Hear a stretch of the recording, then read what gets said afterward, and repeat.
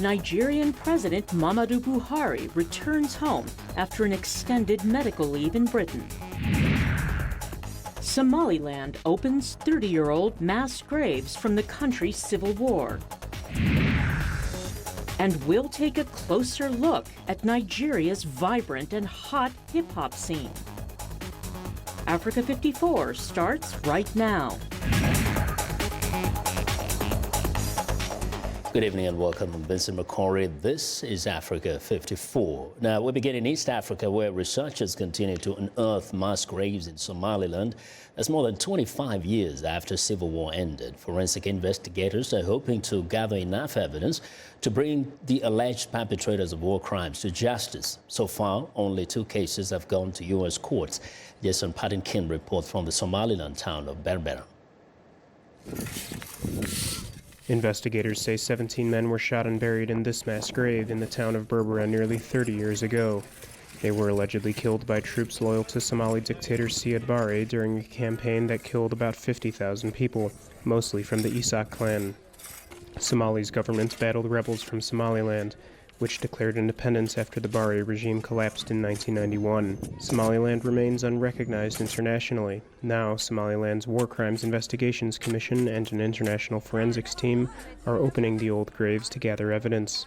Every person has the right to be buried in his religionist method. So we are just taking out these bodies and we are burying them separately after cleaning and praying on them.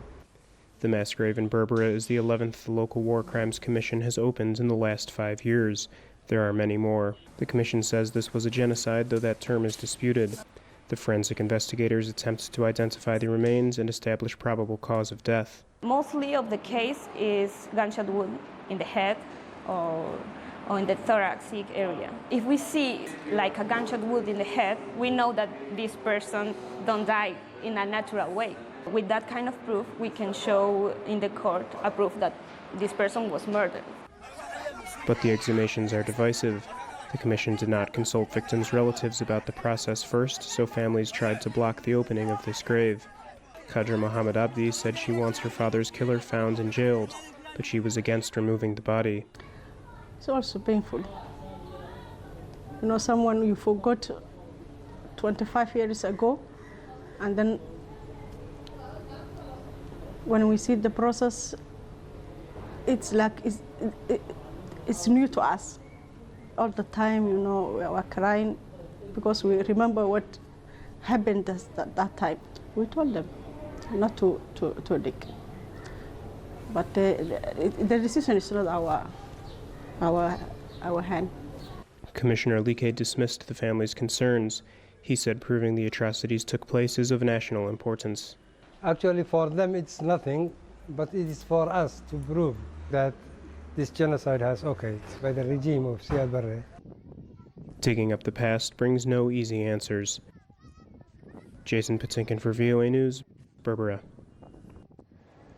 Well, after a lengthy stay in Britain for medical reasons, Nigerian President Muhammadu Buhari is back home in the West African nation. The president returned from London after nearly 2 months of medical care. Shortly after arriving from London, the 74-year-old Buhari told officials he was feeling much better but wanted to rest over the weekend. During his stay in Britain, questions were raised over his ability to run the country. Buhari left Abuja on January the 19th for what was originally intended to be 10 days of treatment in Britain, but ended up staying longer after consulting his doctors. Nigerian officials have refused to disclose details of his condition, saying only that he had undergone routine tests. This fueled speculation in Nigerian media and on social media that his health is much worse than officials would like to admit. To calm concerns, Buhari gave Vice President Yemi Osinbajo full powers as acting president during his leave. Now to another story with major implications. UN Security Council diplomats recently visited the Lake Chad Basin in West Africa to review firsthand the security challenges and dire humanitarian situation there. Envoys from 50 nations traveled to Cameroon, Chad, Niger and Nigeria for a 4-day mission. It's the first time the Council has made such a visit to the Lake Chad Basin. Now, VOA's UN Bureau correspondent Margaret Bashir traveled with the delegation and joins me now from the United Nations in New York. Margaret, first, why was it important for this delegation, this huge delegation from the United Nations, to visit that region? Well, Vincent, I think the Lake Chad Basin problem with Boko Haram is a subject that's not really come up a lot on the Security Council agenda. And so they went to, as they said, shine a spotlight on the problem, on the humanitarian crisis, which is growing, and to get some more facts for themselves to see what the Council, which is responsible for international peace and security, can do about it.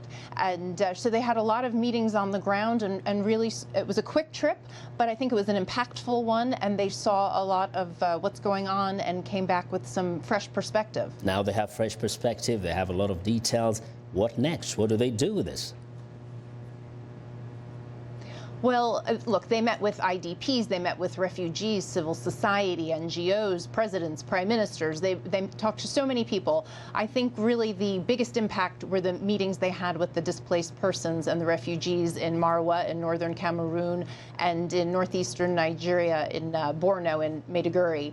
And these personal stories that they came back with, I think, really affected them. And I hear from them that they will be pushing for a more sustained and stepped up response, not just to the humanitarian situation on the ground. And they talked a lot about looking for holistic approaches to dealing with the Boko Haram crisis. So talking about things like climate change and settling other conflicts in the area, such as Mali and Libya, that are affecting the Lake Chad region, looking at good governance and other issues, education and jobs for the youth. So I think they're coming back, they have a lot to think about, but the fact that they've met these people, they now have a responsibility to act, hopefully. So we should be seeing more from the Security Council in the coming weeks. There's also the other side, of course, the leadership in the region and the players. You were around there. Did you get to hear anything about what they say themselves? What do they want from the international community that they haven't received before?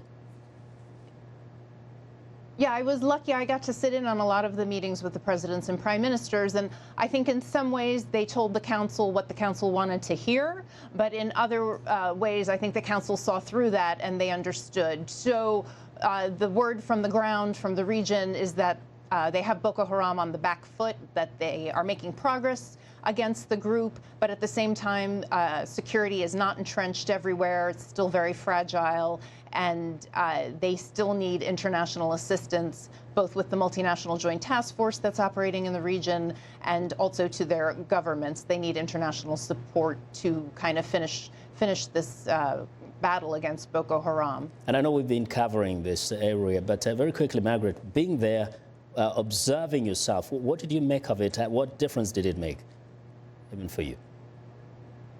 Well, you know, I've traveled a lot with the Security Council in the past and gone to many countries in Africa, and it was really very hard to see the situation of the refugees and IDPs in northern Cameroon and in Maiduguri. It was so hot, Vincent. I can't even begin to tell you how hot it was in Maiduguri. And these people don't have, you know, access to a great deal of water. Their food rations are not enough to feed their, you know, their very big families. Many of them had 8 children. They're living in this camp that we went to in brick houses, but they're small, and there's something like 50 people to a house, about 8 families in each house.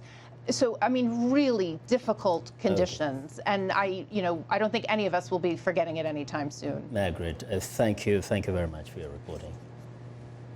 That is VOA's UN correspondent, Margaret Bashir, reporting from New York. Now, Washington Mandela Fellow Adolphe Yakasani was among a group of selected fellows who followed their leadership training in the U.S. with an internship in America's private sector. Adolphe, a medical doctor from the Democratic Republic of Congo, spent 6 weeks with the Vitalist Health Foundation in Phoenix, Arizona, learning about the U.S. healthcare system and the latest developments in community health.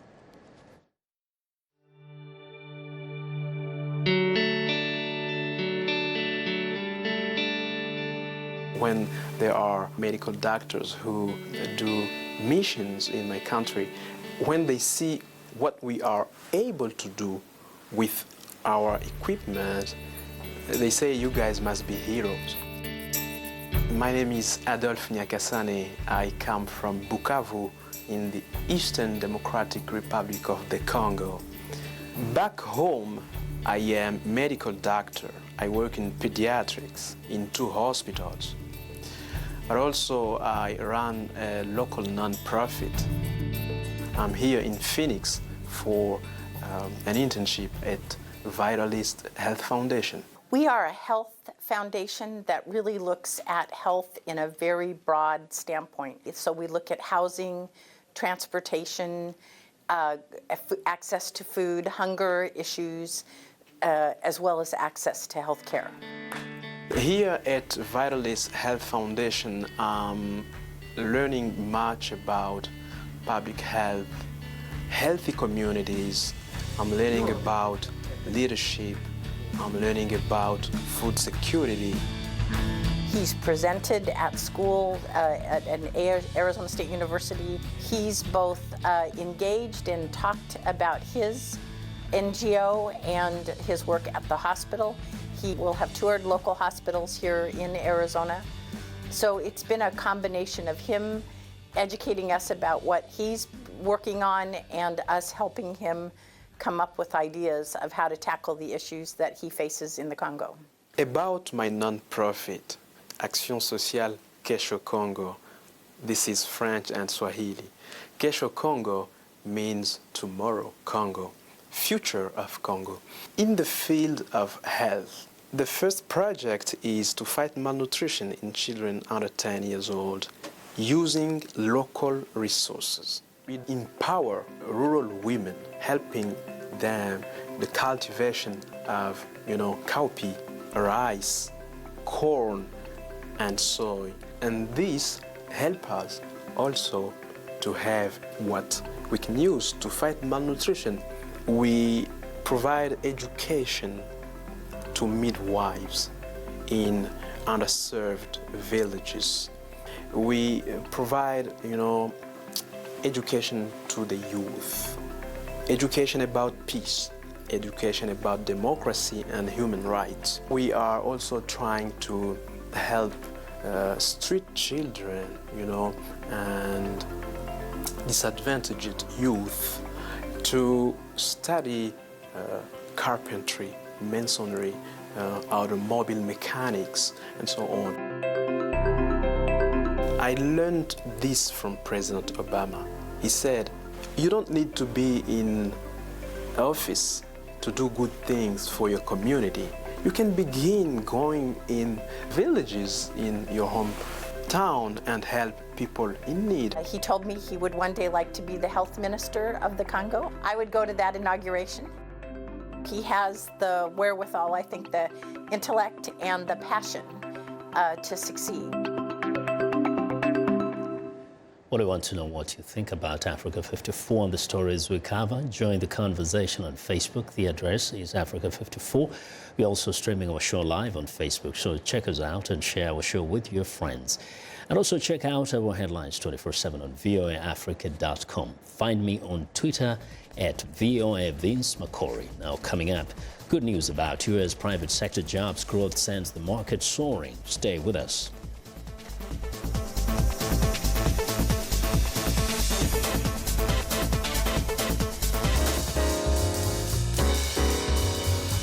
Welcome to Beyond Category. I'm Eric Felton. As the great Duke Ellington once said, some artists are beyond category. Join me each week as we take you inside the world of jazz and meet the musicians who make it come alive. I might even join in from time to time. It's jazz and blues and swing, music that's beyond category.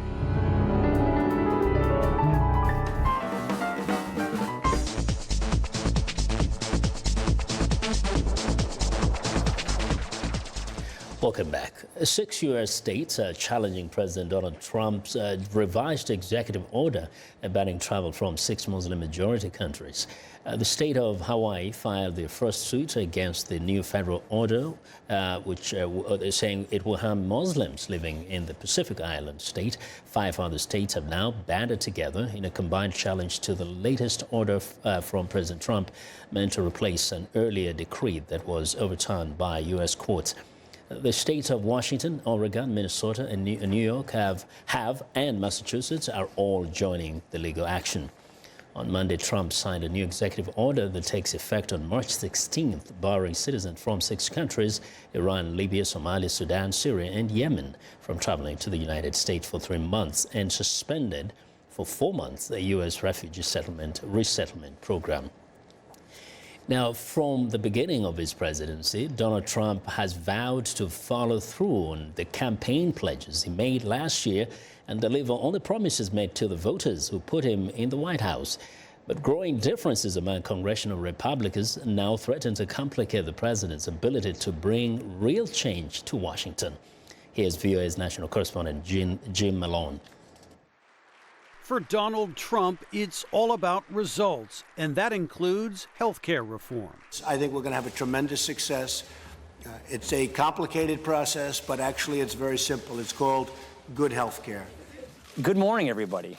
But Republicans are deeply split over undoing and replacing President Barack Obama's health care law, including Kentucky Senator Rand Paul. We have to admit we are divided on replacement. We are united on repeal, but we are divided on replacement. House Speaker Paul Ryan says Republicans must adjust to the reality of controlling both Congress and the White House. I think what you're seeing is we're going through the inevitable growing pains of being an opposition party to becoming a governing party. Republican divisions have also emerged over the probe into Russian meddling in last year's U.S. election. Senator Lindsey Graham wants to be aggressive. I'm not only going to push for a Russian investigation, I'm going to punish Russia for trying to interfere in our election. But House Intelligence Committee Chairman Devin Nunes favors a more cautious approach. I know there's a tendency for you all to believe that there's some grand conspiracy here that the Russians, helped elect Donald Trump. And, look, we have an investigation going on that, and we're not going to prejudge anything. Trump's overall public approval rating remains low, but his core supporters like what he's doing. Growing Republican divisions could hamper the president, says Republican strategist John Feary. He is keeping faith with his campaign promises.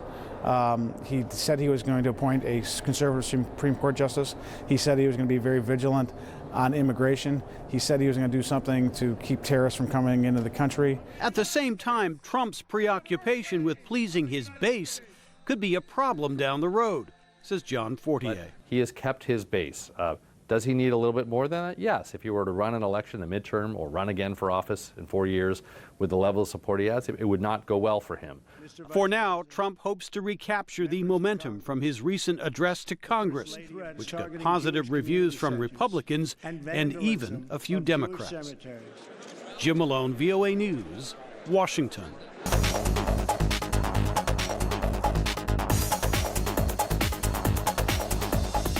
Well, in Friday's business report, U.S. stocks celebrated the better-than-expected February employment report and in front of the interest rates hike decision next week. Now, here with more of the details is Africa 54's business correspondent Jill Malandrino reporting from the NASDAQ market site in New York.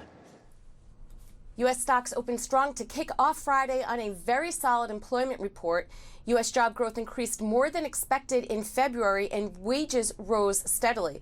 Non-farm payrolls rose by 235,000 jobs last month as the construction sector recorded its largest gain in nearly 10 years due to unseasonably warm weather, and perhaps it reflects President Trump's infrastructure spending plans.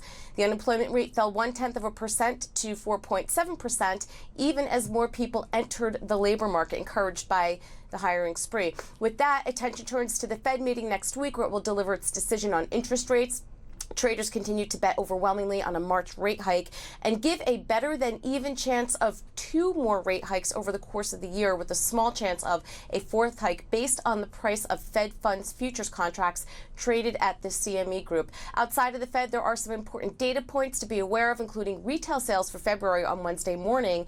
In addition, the debt ceiling suspension expires at the end of Wednesday. This means our Treasury Secretary will have to start an official juggling act to ensure the country can continue to keep paying all of its bills in full and on time. After the current suspension expires, the debt ceiling should reset a little north of $20 trillion next Thursday. Those obligations approved over the years by both parties include paying bondholders, federal contractors, Social Security recipients, tax filers owed refunds, and a vast array of other parties for services rendered and benefits due. So we could potentially see some market volatility over these events next week. From the NASDAQ market site in New York, I'm Jill Malandrino, and this is Africa 54 Business News. Well, it's time now for a short break. Still to come on Africa 54, inside northern Nigeria's emerging hip-hop scene. We'll be right back.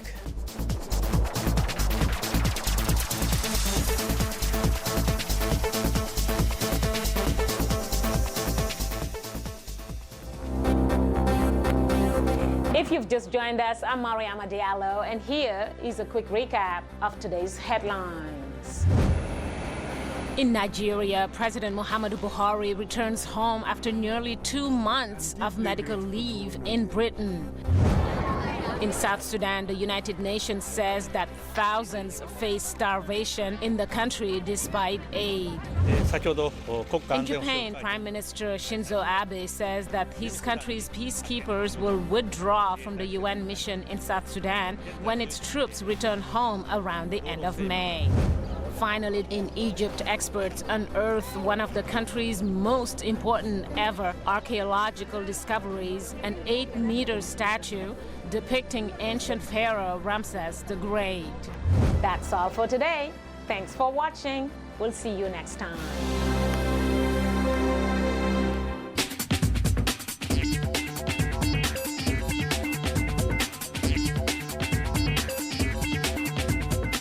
Welcome back to Africa 54. Here's what's trending. An Indonesian fashion startup is calling itself the Uber for tailors.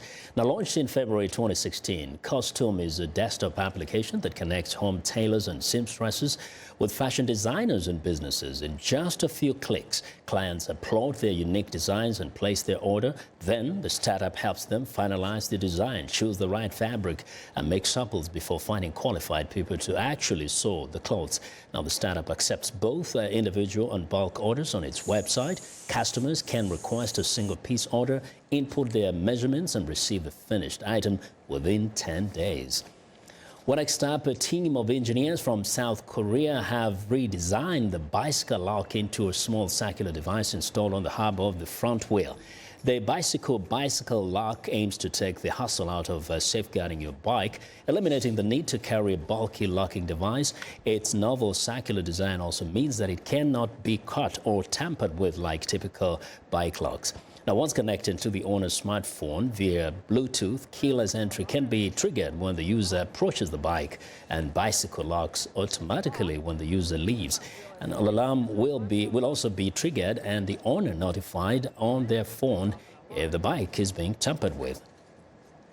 Well, and finally, a new Kickstarter-funded jewelry-based device makes it possible to convert your ideas into text. Samstone was devised by a team of programmers in the Ukrainian and transforms the user's voice into notes stored on their iPhone or their phone or tablet. A small pendant with a diameter of 3 centimeters. The Sandstone records the user's voice and modifies it into printed text, sorted by topics created by the owner. Now, the device recognizes 12 languages, including Ukrainian and English, and that is what is trending today.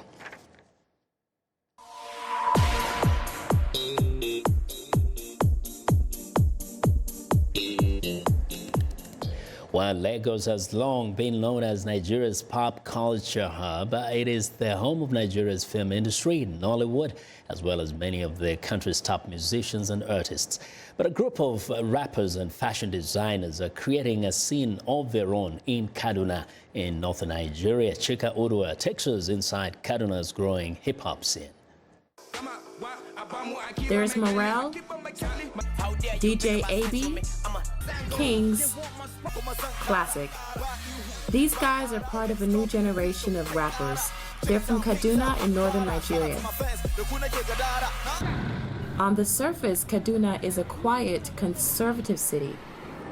But there's another side.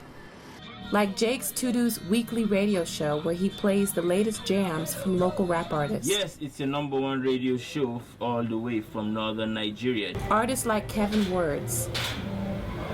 Jake's is a huge fan of Kevin Words. Because a lot of people out there have this stereotype or this mindset that Kaduna artists Kaduna industry is full of mediocres. And when you hear people like Kevin Ward, man, trust me, you want to sit up. Ibrahim Ilya goes by the stage name IBI.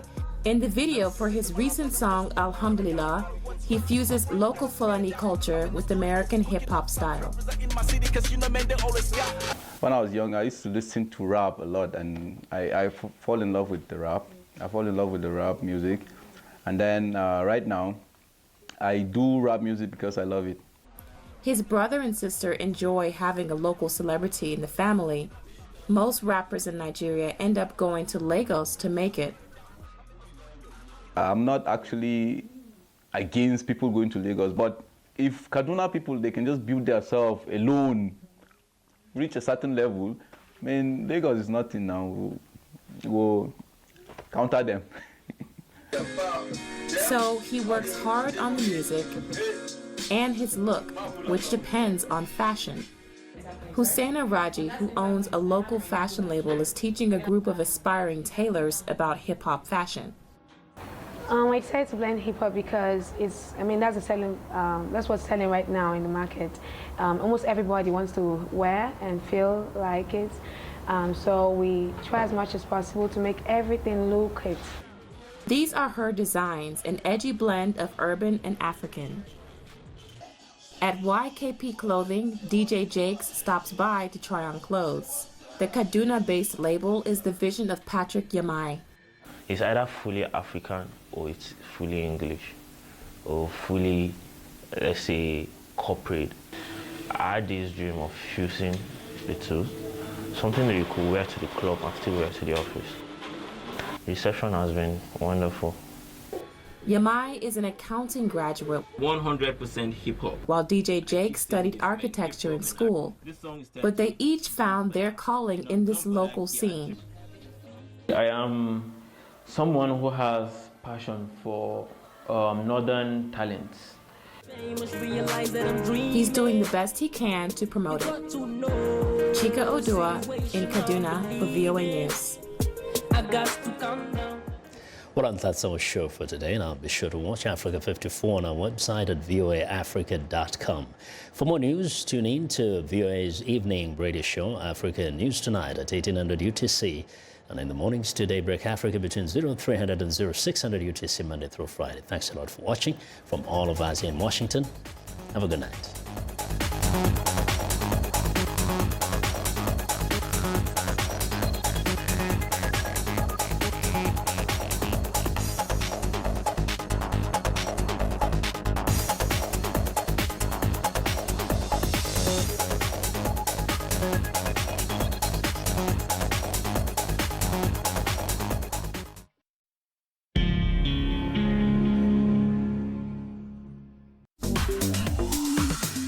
Welcome to English in a Minute. A plate is a dish that you put your food on. Have a lot on your plate. Hey Anna, I'm having a party this weekend. You should come. I wish I could, but my weekend is really busy. I'm baking a wedding cake, writing my article, teaching 2 classes, and oh, my parents are visiting. Wow, you have a lot on